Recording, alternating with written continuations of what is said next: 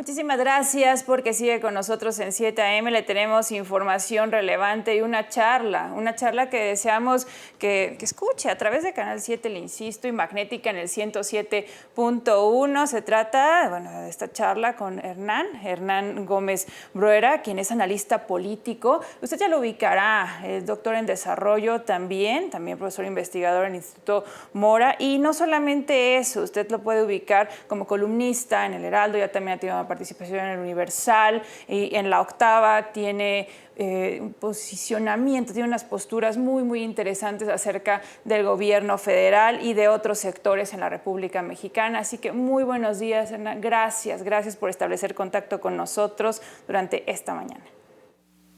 Paulina, gracias a ti, muy buen día y gracias por el espacio.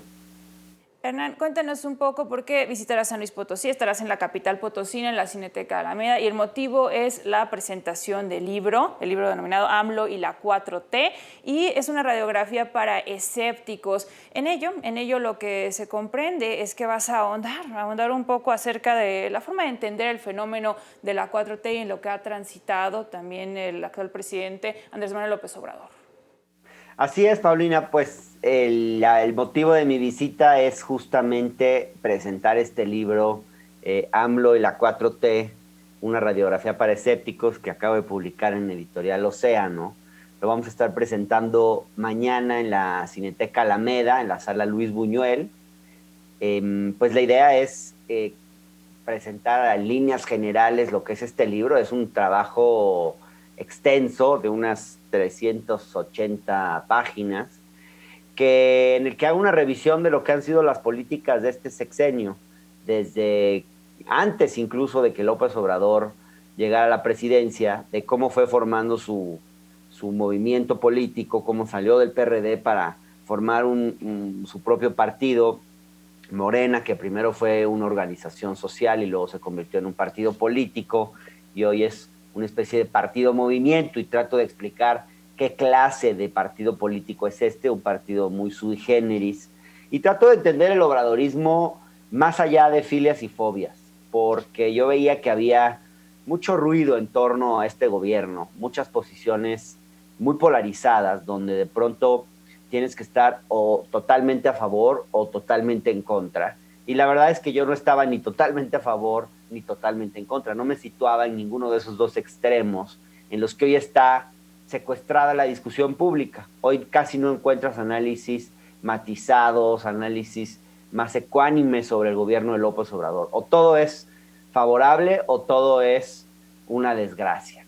Y yo no me quería situar ni en la postura, digamos, que yo le llamo pejefóbica, ni tampoco en la postura del obradorismo religioso, que cualquier cosa que venga de este gobierno hay que defenderla y hay que celebrarla, cuando también pues, tengo muchas críticas a esta administración. Entonces lo que hice fue escribir desde lo que yo llamo una simpatía crítica, es decir, hay cosas de este gobierno que me parece que están bien, hay cosas que me parece que están mal, y trato de hacer una crítica constructiva a las cosas, a cómo estoy viendo, digamos, el desarrollo de esta administración, Paulina. Estamos refiriéndonos a una administración, a una gestión que ha tenido etiquetas, Hernán. Esto es algo que podríamos mencionar. En tu libro estarás hablando también de esta relación con los representantes del poder, con los medios de comunicación también, con otros sectores, como cuando hay choque. Tú continuamente compartes a la ciudadanía, a la población en general, el sentir respecto al comportamiento de la gente. Aquí también se estaría hablando de un cambio en la República Mexicana el después de la 4T a partir de 2018? Sí, yo creo que hay cambios muy importantes. Lo que pasa es que estamos inmersos en un proceso político en este momento en el cual suceden tantas cosas todos los días, y el presidente es muy activo políticamente. Entonces todos los días hay anuncios nuevos, todos los días hay una polémica nueva. Entonces de pronto se dificulta ver, bueno, y de toda esta paja, ¿dónde está la sustancia? ¿Dónde está? ¿Qué es lo que realmente está cambiando? Y ahí es donde yo veo que hay que hacer un esfuerzo por tratar de dilucidar dónde están esas transformaciones. Y yo creo que sí las estamos viviendo.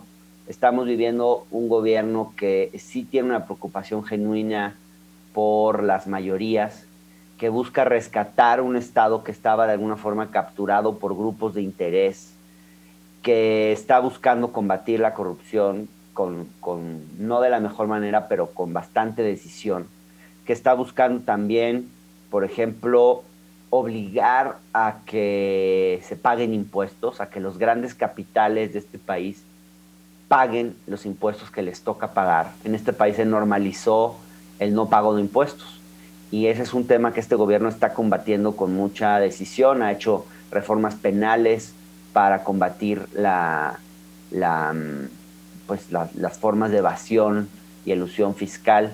Son temas donde me parece que hay avances. También en la política laboral, donde se ha combatido el outsourcing, se ha buscado regular la terciarización laboral, se ha aumentado el salario mínimo, que en un momento fue algo muy importante. Ahorita con la pandemia ese aumento no se ve muy claro, pero es una política que se espera que vaya a continuar. Incluso se ha hecho una reforma para que el constitucional para que el salario mínimo tenga que aumentar constantemente por encima de la inflación.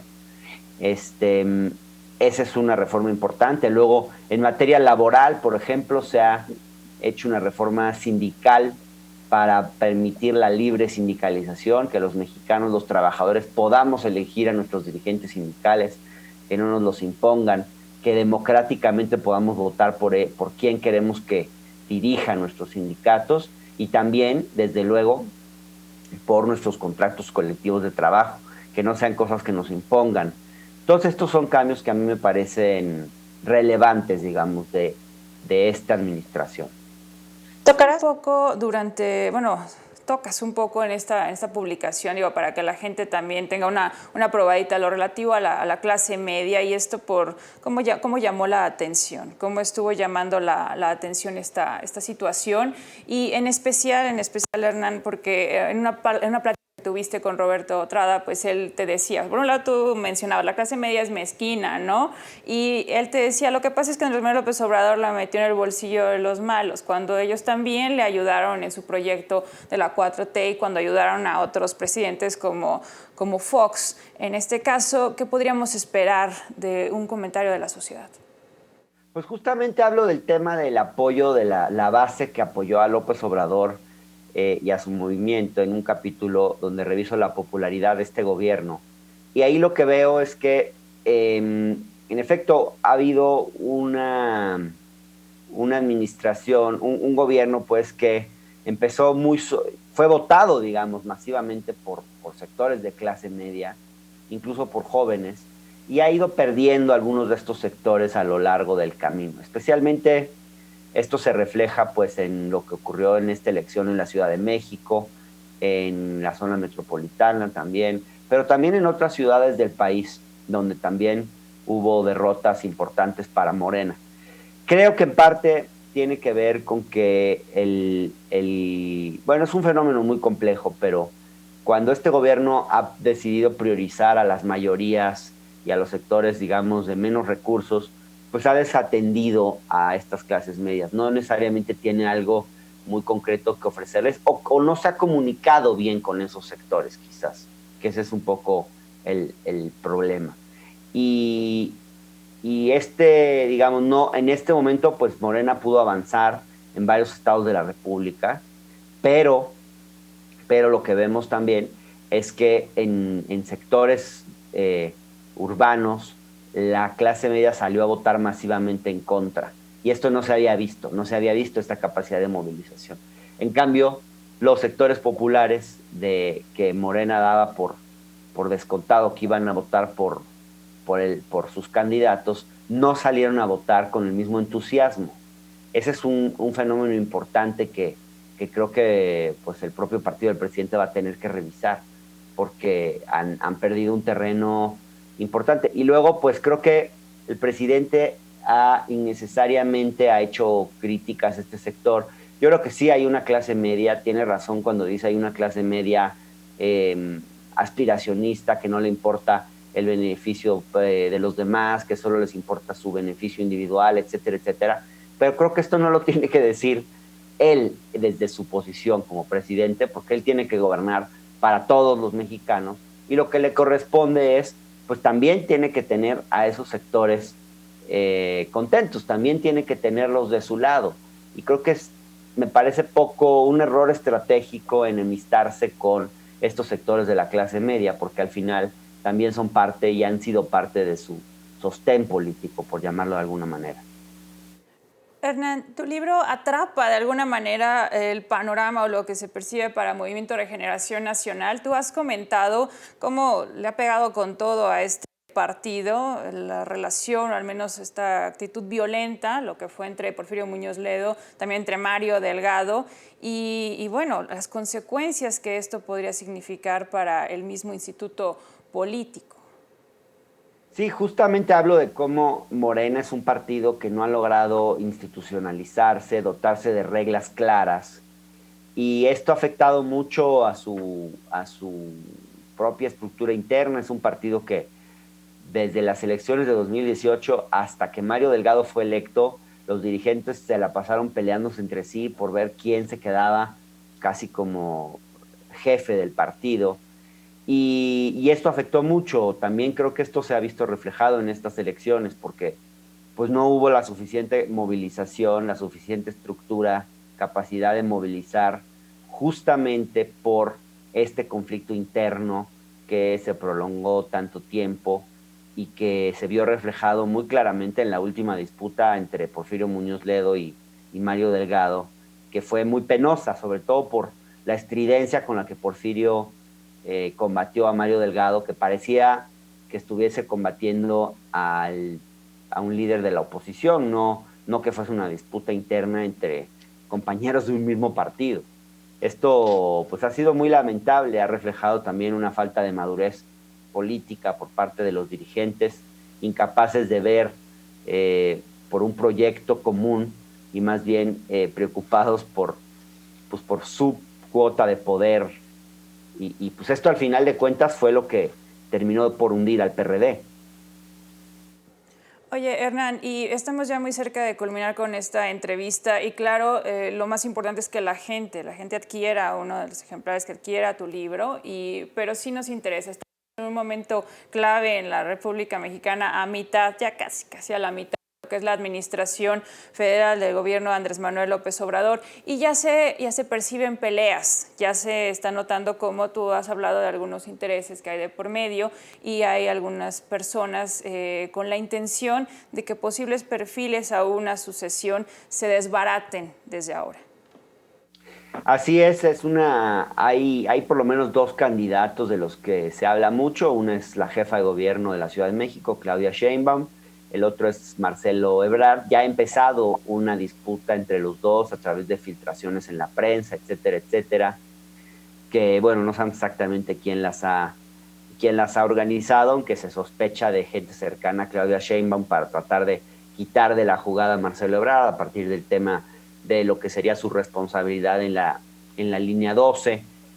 La sucesión en realidad no se va a decidir tan pronto, faltan 3 años. 3 años es mucho tiempo en política, pueden pasar muchas cosas, entonces ya iremos viendo qué sucede. Este libro, Paulina, AMLO y la 4T, una radiografía para escépticos, que está en Editorial Océano, está ya en librerías, en varias librerías como Gandhi, etcétera, y también se puede conseguir en Amazon, se puede conseguir una versión electrónica.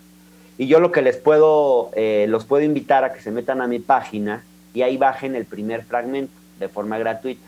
Mi página es, si me permites darla a conocer, es www.hernangomez.com.mx. Ahí si ustedes entran a la página, en la primera página, en cuanto entren va a estar la foto de este libro y ahí ustedes pueden bajar el primer fragmento, leer la presentación, la introducción, ver el índice y pues estoy seguro que les va a interesar porque es un libro que sirve para entender, porque no es un libro para adjetivar, para decir López Obrador es esto, López Obrador es esto otro, López Obrador es un tal por cual. Es un libro para tratar de entender a un personaje complejo en su complejidad y fuera de etiquetas y adjetivos, sino más bien a partir de un ejercicio más de reflexión, de pensamiento.